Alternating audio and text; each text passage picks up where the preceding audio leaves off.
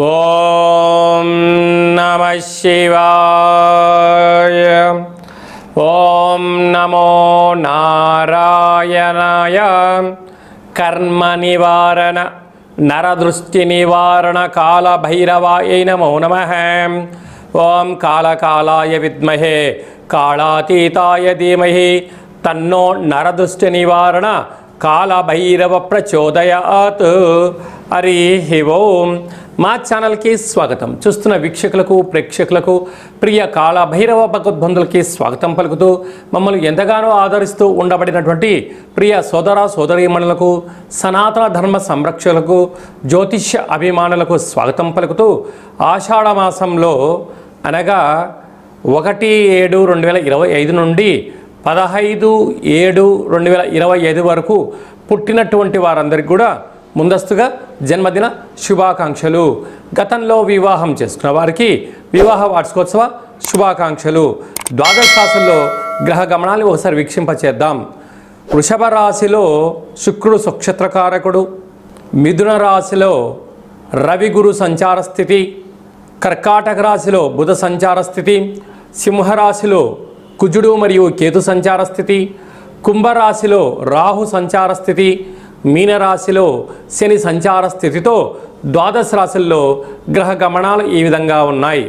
ఆషాఢ మాసం మనం అనగానే తెలంగాణ యావత్ ప్రపంచమంతను కూడా అమ్మవారిని స్మరించడం, ధ్యానించడం, బోనం కార్యక్రమాలు చేస్తూ ఉంటాం. అమ్మవారి యొక్క కృపకటాక్ష వీక్షణలు అందరిపైన చల్లగా ఉండాలని కోరుకుంటూ అన్ని ప్రాంతాలలో నివసించేటువంటి ఈ భూమండలం మీద నివసించేటువంటి అన్ని జీవరాశుల వారందరికీ కూడా మనుషులకు, పక్షులకు, సకల ప్రాణులకందరికీ కూడా అమ్మవారి యొక్క కృపకటాక్ష వీక్షణ కలిగి ఉండాలని కోరుకుంటూ ఆశీర్వచనం. వృశ్చిక రాశి వారికి ఆషాఢ మాసంలో గ్రామ దేవతల ఆశీస్సులు, కులదేవతల ఆశీస్సులు ఎలా పొందాలో ఈ వీడియోలో సవివరంగా సంపూర్ణంగా తెలుసుకుందాం. వృశ్చిక రాశిలో ఏ నక్షత్రాలు వస్తాయనగా విశాఖ నక్షత్రంలోని చివరి పదం 4వ పాదము, అనురాధ నక్షత్రంలో 4 పాదాలు, జ్యేష్ఠ నక్షత్రం 4 పాదాలు కలిపితే వృశ్చిక రాశి. రాశాధిపతి కుజ భగవానుడు. వీరికి అర్ధాష్టమ రాహు కారణం వలన రుణ సమస్యలు, రోగ సమస్యలు, శత్రు సమస్యలు, బంధువులతో, మిత్రులతో, స్నేహితులతో, సన్నిహితులతో మీకు అనేక రకాల విభేదాలు వచ్చే పరిస్థితి ఉంటుంది. వీళ్ళతో దయచేసి మీరు మానవ సంబంధాలుగానే ఉంచుకోండి. కానీ వీరందరూ పని కట్టుకొని మీ మానవ సంబంధాన్ని ఆర్థిక సంబంధంగా మార్చుకొని మీ దగ్గర ధనాన్ని తీసుకొని వెళ్ళి మిమ్మల్ని అధోగతికి తీసుకొచ్చే పరిస్థితి చాలా అధికంగా ఉంటుంది. శత్రువులు పొంచి ఉన్నారు. ఈ యొక్క వృశ్చిక రాశి వారికి శత్రువులు ఎక్కడో ఉండరు, ఇంట్లోనే ఉంటారు. బంధువుల రూపంలో, మిత్రుల రూపంలో, స్నేహితుల రూపంలో ఉంటారు. తస్మాత్ జాగ్రత్త. సంతాన స్థానంలో శని భగవానుడు జలరాశిలో సంచారం చేయడం వలన మీ పిల్లల్ని విదేశాలకు పంపించాలని, తల్లిదండ్రుల యొక్క ఆశీస్సులు పొందాలని, తల్లిదండ్రుల యొక్క ఉద్యోగం రావాలి అనుకుంటున్న వారికి ఇది చాలా శుభతరుణంగా భావించగలగాలి. సప్తమ స్థానంలో శుక్ర భగవానుడు స్వక్షత్రకంగా ఉండడం వలన ప్రేమికులకు చాలా మంచి కాలము. భార్యాభర్తల మధ్య అన్యోన్యత, స్థిరాస్తులు, చరాస్తులు, షేర్లు, పెట్టుబడులు, క్రయ విక్రయాలు, ఆధ్యాత్మిక చింతన, అన్నింటా లాభం, యోగదాయకం అని చెప్పి కూడా గమనించాలి. అష్టమంలో ఆత్మకారకుడు, ఆరోగ్యకారకుడు రవి భగవానుడు విద్యా, ఉద్యోగ, విదేశీయాన, సంతానకారకుడైనటువంటి దేవగురు బృహస్పతి ఉండడం వలన మీ యొక్క జన్మ నక్షత్రం రోజున అష్టమి పూర్ణిమ తిథి ఎందున దూరావాయు జల ప్రయాణాలు పెట్టుకోవద్దు. యంత్రాలతో, ఆయుధాలతో చెలగాటమాడవద్దు. నోటిని చాలా అదుపులో ఉంచుకోగలగాలి. ఏ పనులు ప్రారంభించాలనుకున్నా కూడా చాలా ఓపిక, పట్టుదల చాలా అవసరమని చెప్పి గుర్తుపెట్టుకోగలగాలి. లేకపోతే పోలీస్ స్టేషన్లు, కోర్టు సమస్యలు, అనేక రకాల ఇబ్బందులు, మానసికంగా, శారీరకంగా మీరు ఇబ్బంది పడే పరిస్థితి చాలా అధికంగా ఉంటుంది. తస్మాత్ జాగ్రత్త.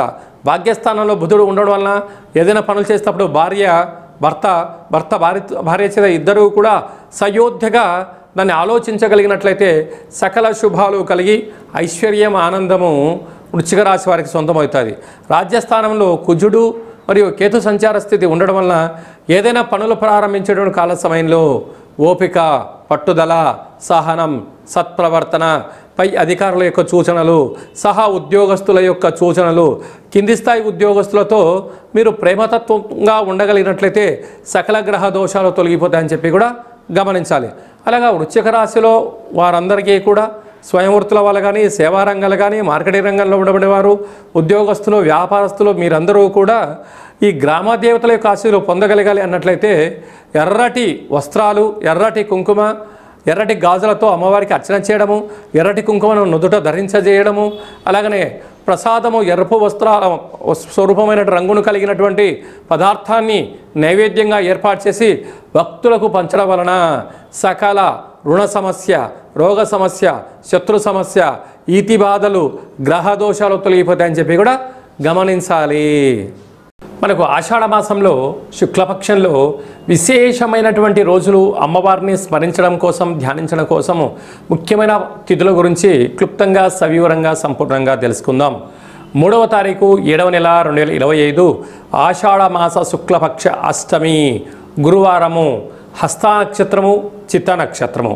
మరియు 10వ తారీఖున ఆషాఢ మాస పూర్ణిమ కనుక అమ్మవారిని స్మరించడం, బోనం పూజా కార్యక్రమంలో పాల్గొనడం, అమ్మవారిని స్మరించడం, ధ్యానించడం, దర్శించడం వల్ల సకల శుభాలు కలుగుతాయని చెప్పి కూడా గమనించగలగాలి.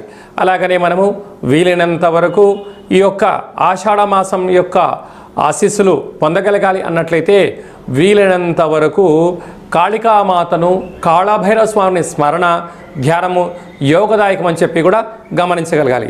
ఇంకనూ మనం విజయం సాధించగలగాలి అన్నట్లయితే ఈ యొక్క పాత్ర కంచు పాత్ర అంటారు.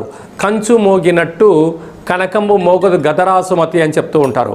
ఈ యొక్క పాత్రను ఇంట్లో పెట్టుకొని ఇలా ఒక్కసారి శబ్దం చేస్తే ఓంకార శబ్దం రావడం జరుగుతుంది.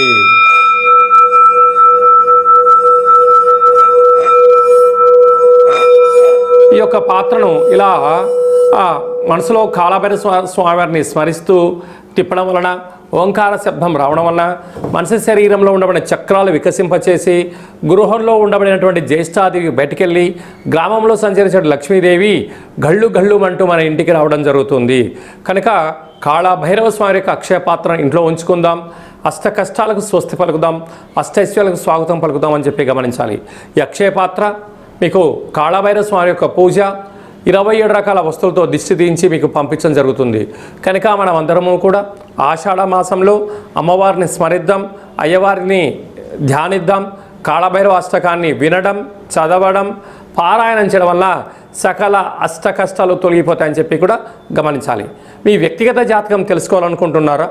మీ యొక్క పేరు, పుట్టినటువంటి తేదీ, నెల, సంవత్సరం, సమయం వ్రాసి మీరు పంపించినట్లయితే 100 సంవత్సరాల జాతకాన్ని సవివరంగా, సంపూర్ణంగా వ్రాసి పంపించి మీరు పుట్టినప్పుడు గ్రహ గమనాలు ఎలా ఉన్నాయి, ప్రస్తుతం ఎలా ఉంటున్నాయి, రాబోయే కాలం ఎలా ఉండబోతున్నాయో సవివరంగా, సంపూర్ణంగా తెలియజేయడం జరుగుతుందని చెప్పి కూడా గమనించాలి.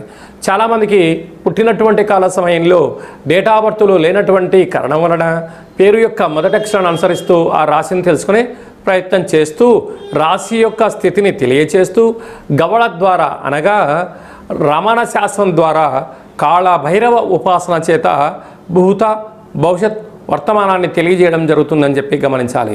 కనుక జాతకాన్ని తెలుసుకుందాం, జీవితంలో జరగబోయేటువంటి సకల శుభాలను, ఐశ్వర్యాలను తెలుసుకుందాం, అష్ట కష్టాలకు స్వస్తి పలుకుదాం, అష్టైశ్వర్యాలకు స్వాగతం పలుకుదాం అన్న ఉద్దేశం చేత ఈ కింది నెంబర్ను సంప్రదించి అపాయింట్మెంట్ తీసుకొని సంప్రదించగలరు.